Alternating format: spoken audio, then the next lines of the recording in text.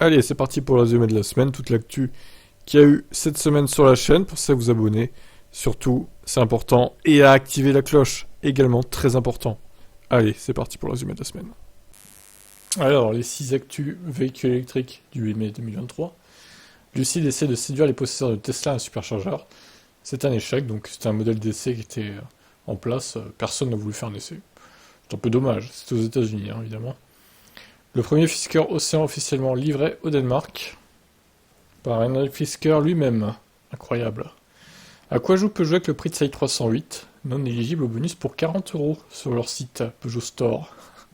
Quelle blague. Bon, alors j'imagine que en concession il y aura moyen de faire une ristourne, mais bon, au final elle est quand même chère cette voiture, hein, pour ce qu'elle offre comme prestation.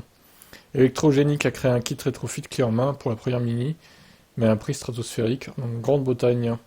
Starlink célèbre ses 1 500 000 abonnés, déjà. Donc ça marche plutôt bien, hein, la connexion internet de Tesla en gros, d'Elon Musk, et les constructeurs européens militent pour retirer le bonus écologique à Tesla. Donc est-ce que ça va se faire ou pas? Affaire à suivre. À demain. Alors les 6 actus, comme d'habitude, il y en a souvent 6 maintenant d'ailleurs, du 9 mai 2023. Alors le Kia Soul EV pourra être arrêté dans les prochains mois, donc en même temps les ventes sont plus là, hein, on va pas se mentir. Hein. Il ne fonctionne plus ce véhicule. Musk change d'avis et va intégrer une puissante IA au système FSD Tesla pour le booster encore plus. Donc à voir ce que ça peut donner. Model 3 Heartland, des modèles de pré-production dès le 1er juin 2023. Selon les dernières rumeurs, ça serait produit donc à Giga Shanghai pour commencer. Volvo dévoilera son EX30, un SUV compact électrique, d'ici un mois. Donc ouais, on en saura plus d'ici le 7 juin apparemment. Il fera 4,30 m, donc vraiment compact pour le coup. Chez Volkswagen, on veut révolutionner la partie logicielle des voitures électriques du groupe. Et il y a de quoi faire, hein, parce qu'il y a pas mal de bugs, on va dire. Et enfin, les propriétaires de Tesla n'attendent qu'une seule chose, le transfert possible du FSD vers une autre voiture, en cas d'accident ou en cas de vente par exemple. Ça coûte tellement cher, faut dire, surtout aux États-Unis, 15 000 $, c'est du délire quoi. Bon, et bien sur ce, à demain. Les 6 actus VE du 10 mai 2023. Lucide revoit ses objectifs de production à la baisse pour 2023.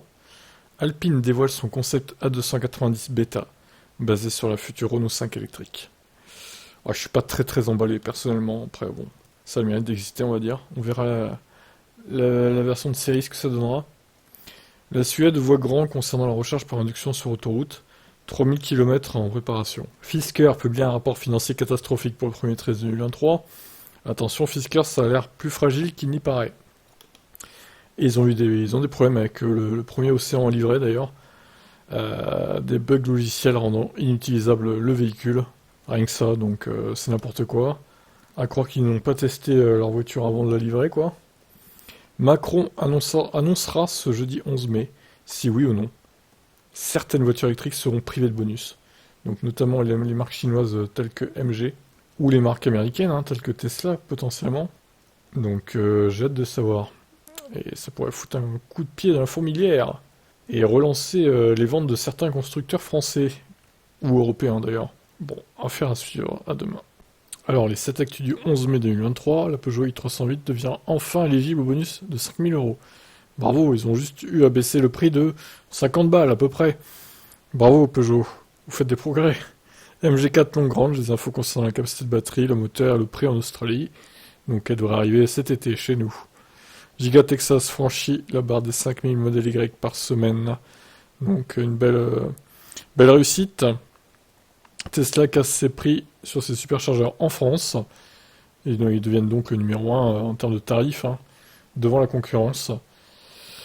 Ensuite, BYD Seal, des prix toujours plus bas en Chine pour contrer Tesla. Alors, elle est vraiment pas cher, hein, pour le coup, vu la taille de la voiture et la batterie, c'est donné presque. Le SUV électrique Fiat 600 se dévoile avant l'heure. Donc une Fiat 500 en mode SUV, un peu plus grosse. Ça a l'air sympa, pour le coup. Et la Cupra Raval, pardon. La bombinette, clone de la Volkswagen ID2, se dévoile.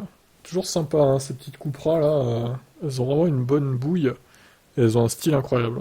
Allez, je vous laisse commenter et à demain. Les 6 actus du 12 mai 2023. Macron précise ce qu'il va faire concernant le bonus écologique, mais pas avant 2024. Bon, c'est encore vague. Hein. En gros, les Chinoises vont être bannies du bonus 2024, ça c'est sûr. Il faudra voir le montant du bonus du coup. Est-ce qu'il du coup il va laisser à 5000 vu qu'il y aura moins de véhicules concernés, ou est-ce qu'il va descendre à 4000? Je sais pas, on va voir. Il y a encore plusieurs mois, il y a encore plus de 6 mois, donc bon. Les enchères s'envolent concernant les 3 Tesla Roadster en panne. Plus de 500 000 dollars aux enchères, c'est n'importe quoi.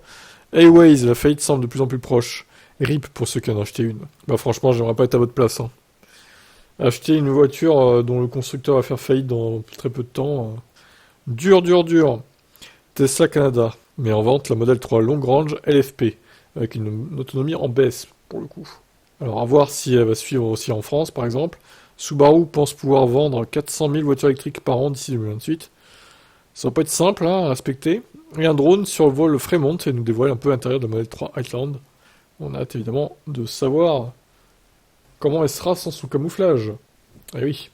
Allez, à demain, pour ceux que vous abonnez. Alors, nouvelle hausse des prix chez Tesla en Amérique du Nord. Pour l'instant, bon, pas chez nous. Mais à surveiller quand même. Geely révèle la KO60, une berline électrique pas chère à batterie amovible. Un nom très étrange. Hein. Les conducteurs de VE privilégient les supermarchés possédant des bornes de recharge pour aller faire leurs courses. Alors, encore faut-il que les bornes marchent et qu'elles soient pas squattées et qu'elles soient pas trop chères.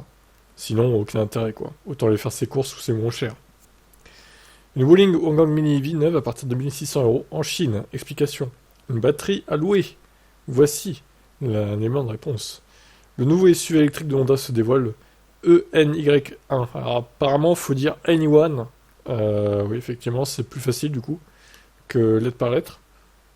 Comment parvenir à des VE à moins de 100 € par mois? Transport et Environnement et l'IDRI se sont penchés sur la question. Et enfin, le scandale de la semaine. Il paye 511 € sa recharge suite à une panne de borne. S2 76 refuse de rembourser. Et ils vont juste lui faire un avoir. Ce qui est totalement idiot et scandaleux. Et à demain pour la suite. Et pour finir cette semaine d'actu, des news du 14 mai 2023, il y en a eu 6. Musk va prendre du recul avec Twitter et va nommer une PDG d'ici 6 semaines. Pour se concentrer sur Tesla, peut-être, Elon. Ce Corse pousse sa i3 à 143 km/h au lieu de 80, direction le tribunal. Il va mériter. La pauvre i3, elle a chauffé. Hein. Renault veut lancer une car électrique pour l'Europe. Une espèce de Renault Ion. Une Renault C0, peut-être, à venir. Fisker au début de la fin. Une pire retardée, il manque un E là. Une pire retardée de 2 ans avec 230 km d'autonomie pour 35 000 €. C'est ça tes projets, Henrik? C'est nul, hein. Comment obtenir sa Model 3 Long Range propulsion à prix canon en tant que particulier? Eh bien, vous pouvez, apparemment. Et enfin, j'ai acquis une petite batterie externe qui fait quand même 22 kg pour 2 kWh. Je vous en parle dans cette vidéo qui dure 8 minutes. Si le sujet vous intéresse, j'en reparlerai éventuellement. À demain, et pensez à vous abonner. Bonne fin de week-end.